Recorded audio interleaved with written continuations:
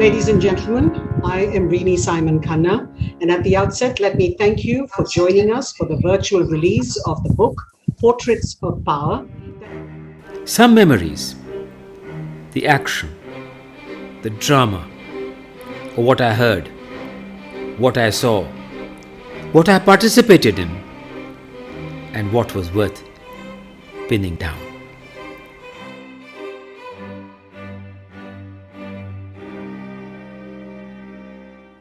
I'm a proud granddaughter. I have looked up to my grandfather for the smallest of things.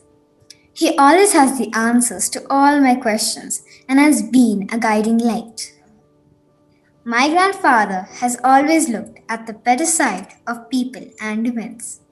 He's an optimistic person, and his book fills the reader with the same positive spirit. N.K. Singh has been part of so many voyages. That is an impression that comes through to any reader of this book. The stamina of this man.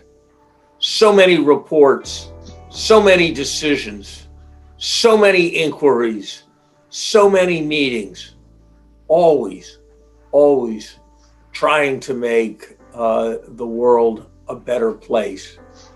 I learned from this book much more than I knew before about India. I learned somewhat more than I knew before about NK's remarkable career. But above all, I learned what it meant to be a public civil servant. And I learned about the nobility of that calling. And that message should resonate far beyond those whose concern is with India. I think the author, Mr. N.K. Singh, and I mean, in a sense, I would say I've known him forever. He said he wrote it with nostalgia. I read it with nostalgia because for me, this was not just his autobiography, it was also a biography of, the Delhi I had known, the decision making in India that I remember. So there was a lot in it that I identified and obviously a lot that I learned. Now, we share some similarities, I must tell all of you. I mean, other than the fact that we are civil servants who are also sons of civil servants. We went to the same college. And in fact, we joined the same service. For those of you who haven't read his book and don't know, he initially joined the Foreign Service. And I think the fact that he didn't stay with us was our loss, because I've really not met a more natural born diplomat than him. Again, as he remarked, we share this great association with Japan. It's something like, a lot of people who go to Japan are taken in. It's really a great learning experience. I very much enjoyed the chapter on the parliamentary experiences and, some very, very effective pen portraits of people who are shared acquaintances. And when I came back from Stanford, right, I was introduced to him as one of the brightest IAS officers to saying, how does this country work? And that was my first interaction. And I still remember that I'd just come back from Stanford and my first impression was that, IAS guys have style. Right? That was really my first take that I had seen. And then since then, what really struck me in my consequent interaction was his curiosity. At all times, right, he would always be more and more curious in terms of saying, okay, what's happening in your generation? What more can we do in terms of, and I have seen him in Commerce Ministry, Finance Ministry, PMO, even in the Home Ministry, right?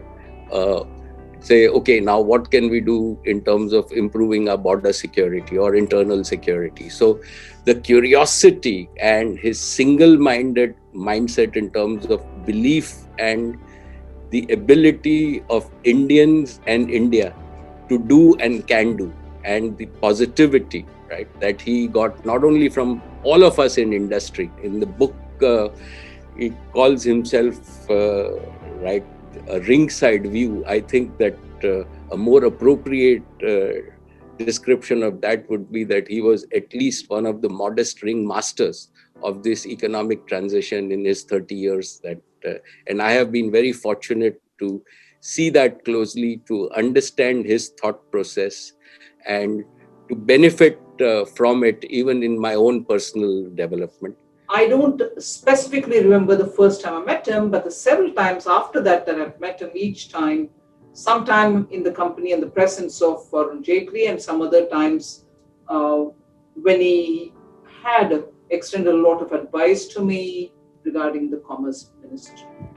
But more importantly, I think that one visit to Japan, which he literally led all the way for attracting Japanese investment to India. What a fascinating trip it was. And I felt the affection and regard everybody in the establishment in Japan had for it, a local official or the top-notch administrator. No wonder the appreciation of the Japanese establishment was seen in the way in which he was given the Order of the Sun by the Imperial Palace, and also the Order of the Gold and Silver Star by the Prime Minister. And if there's one thing about NK that I would highlight, he's not just a person of considerable erudition. He's also a pragmatist. He's someone who has, through the course of his career, like most of us aspire to be, he's been someone who's found a way of navigating through the changing currents in order to achieve the right objectives. So I've always found him interesting from that point of view, that he is not only a person of great learning and reflection, but also someone who was always trying to find a practical cause forward. And I've enjoyed greatly my conversations with him for that reason. A quite extraordinary book, full of reflection, optimism that is so sorely needed, but also lifting our eyes to what's coming next and the extraordinary challenges of this coming decade. Thank you for your friendship over so many years.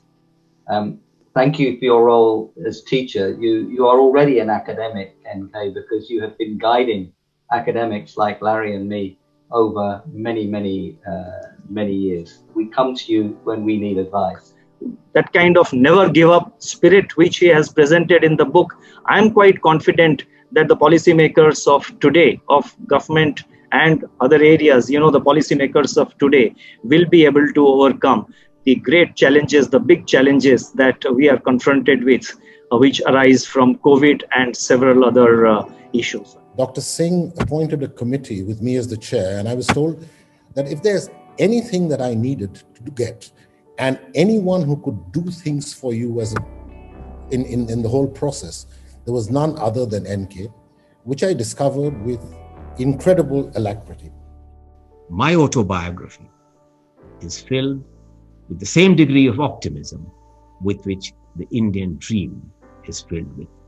This book recounts, really in a certain sense, the progressive evolution of India's highly controlled economy during my father's period, and more especially, what I had witnessed and also was a privilege to be a part after the 1991 economic crisis, thereafter its progressive reforms, thereafter deepening of the opening of India's economic and trade policy regime, then with a number of years with the Prime Minister Vajpayee and with the Planning Commission.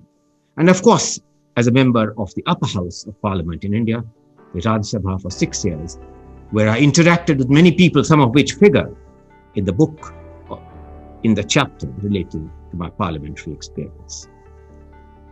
The final chapter of my autobiography deals with COVID-19, the pandemic, and beyond, which in some ways brings the story to a full circle. And one simple thought: is this pandemic, the 1991 moment once again in Indian politics and economics, is a time to reset the button is a time to rewrite the basic tenets of social contract. I believe the world may not be the same, even in the post-pandemic era. I've written this book, therefore, in the expectation that accomplishments are really not destinations, they are part of a journey. My autobiography is not about my achievements. It is about India's journey from a nascent stage of an over-regulated economy to a place where we can hold our head high. Many of the panelists will know this, of the kind of difficulties India has encountered. But I believe that India's destiny lies in fully embracing technology, of converting this challenge into an opportunity. The great English novelist Charles Dickens writes in his book, The Tale of Two Cities, "It was the best of times, it was the worst of times. It was the age of wisdom, it was the age of foolishness. It was the spring of hope,